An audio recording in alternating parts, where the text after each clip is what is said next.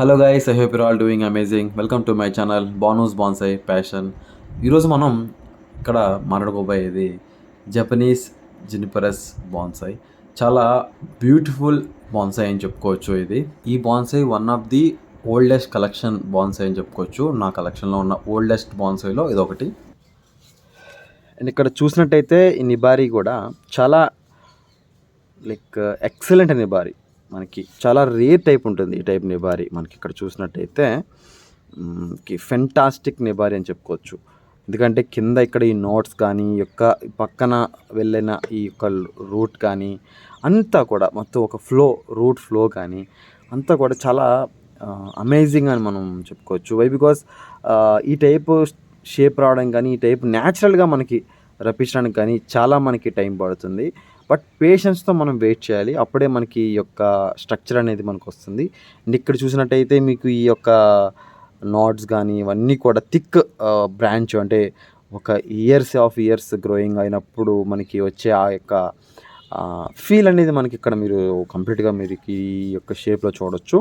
And దీనికి పైకి కొద్దీ ఈ యొక్క బ్రాంచ్ లైన్స్ కానీ ఈ యొక్క బ్రాంచ్ స్ట్రక్చర్ కానీ షేప్ కానీ అంతా కూడా ఒక న్యాచురల్, ఒక నార్మల్గా మనకి చూస్తే వైల్డ్లో కనిపించే ట్రీ లాగా మనకి ఇక్కడ ఇది ఉండడం అనేది జరుగుతుంది.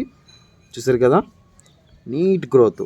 కొంచెం టెంపరేచర్స్ పెరిగినాయి కదా, కొంచెం లైట్గా ఈ యొక్క టిప్స్ అనేవి ఇలా వినడం జరుగుతూ ఉంటుంది. But that's not an issue. But మనకేంటంటే మనం ఎప్పుడు కూడా నేను ఆల్రెడీ మీకు ప్రీవియస్ వీడియోస్లో కూడా మెన్షన్ చేసినట్టు న్యూ గ్రోత్ని మనం పట్టించుకోవాలి, కానీ ఓల్డ్ గ్రోత్ని మనం పట్టించుకోకూడదు. అంటే న్యూ గ్రోత్, కొత్త ప్లాంట్ న్యూగా గ్రో అవుతుందా లేదా, that's is the main point. So ఇక్కడ మీరు ఈ ట్రంక్ లైన్ కానీ ఈ యొక్క షేప్ కానీ మీరు చూసినట్టయితే వెరీ ఫెంటాస్టిక్ షేప్ అని చెప్పుకోవచ్చు. ఇక్కడ మీరు చూసినట్టయితే ఫుల్ వ్యూ చాలా బ్యూటిఫుల్ షేప్, మంచం ఒక ఫుల్లీ గ్రోన్ బాన్సాయ్ షేప్ని మనం చూసుకోవచ్చు. ఇంకా మనకి ట్రంక్ లైన్ కనిపించాలంటే మధ్య మధ్యలో కొంచెం ప్రూనింగ్ అనేది మనం చేసుకున్నా బాగుంటుంది, కానీ నేను దాన్ని జస్ట్ న్యాచురల్గా ఉండాలని అలా వదిలేసాను అయింది. యాక్చువల్గా ఇది దీని యొక్క న్యాచురల్ గ్రోయింగ్ షేప్. అంటే నేను వైరింగ్ లాంటిది ఏదైనా చేయలేదు. ఇది నా దగ్గర చాలా ఓల్డ్ బాన్సాయ్ కలెక్షన్లో ఒకటి. ఇది చాలా ఏళ్ళ నుంచి మన దగ్గర గ్రో అవుతుంది. మొత్తం ఇక్కడ మీరు చూసినట్టయితే ఈ యొక్క ట్రంక్ లైన్ కానీ ఈ యొక్క బ్రాంచ్ లైనింగ్ కానీ ఈ యొక్క కంప్లీట్ ఈ పైన అప్పర్ పోర్షన్ కానీ ఇదంతా కూడా న్యాచురల్గా దాని యొక్క గ్రోయింగ్ స్టైల్తోనే మనం పాసిబుల్ అయింది. ఒక సర్టెన్ ఏజ్ వచ్చిన తర్వాత ఆ యొక్క బ్రాంచ్ షేప్స్ అనేవి వాటంతట అవే కరువు అయిపోతాయి. మనకి వైరింగ్ కూడా ఎక్కువ అవసరం లేదు. మనం ఇంకా వైరింగ్ కావాలి, ఇంకా షేప్ కావాలనుకుంటే మనం దీనికి ఇంకా వైరింగ్ షేప్ అనేది చేసుకోవచ్చు. But that is not necessary. నేను దీన్ని జస్ట్ న్యాచురల్గా అది ఎలా గ్రో అవుతుంది, దాని హ్యాబిటేట్ ఎలాగా, ఆ షేప్లోనే నేను దాన్ని గ్రో అవనించాను.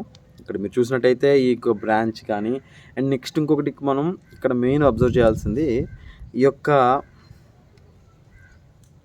నోట్స్. ఇక్కడ మీరు చూసినట్టయితే ఈ నోట్స్ దానికి చాలా ఓల్డ్ లుక్ అనేది ఇక్కడ మనకు ప్రొవైడ్ చేస్తుంది. ఈ నోట్స్ అనేవి మనకి జనరల్గా మనకి చాలా ఓల్డ్ ట్రీస్కి ఆ టైప్ నోట్స్ అనేవి ఉంటాయి.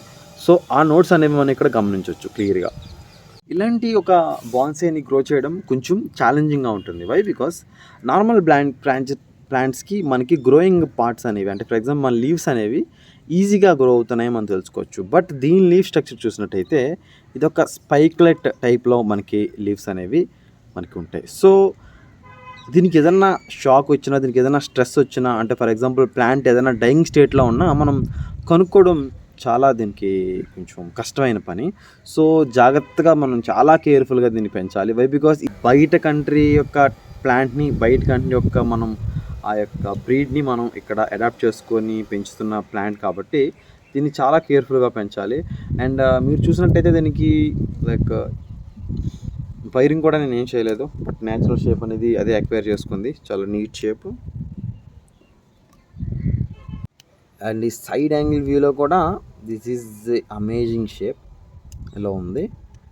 ఇక్కడ మీరు చూసినట్టయితే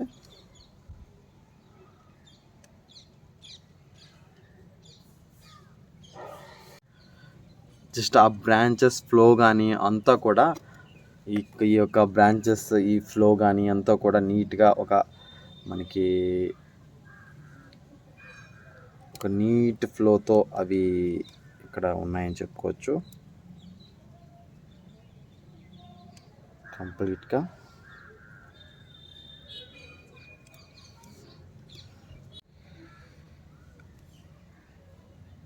అండ్ టెంపరేచర్స్ రైజ్ అయ్యే కొద్దీ ఈ ప్లాంట్ అనేది కొంచెం లైట్గా డ్రైయింగ్ అనేది మనకి కనిపిస్తుంది. బట్ న్యూ గ్రోత్ అనేది కూడా చాలా బాగా గ్రో అవుతుంది.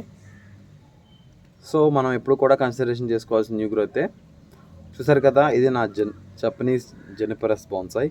ఇది మీకు ఎలా అనిపించిందో కింద కామెంట్ సెక్షన్లో కామెంట్ చేయండి. Until then see you in my next video. Keep growing. Thanks for watching.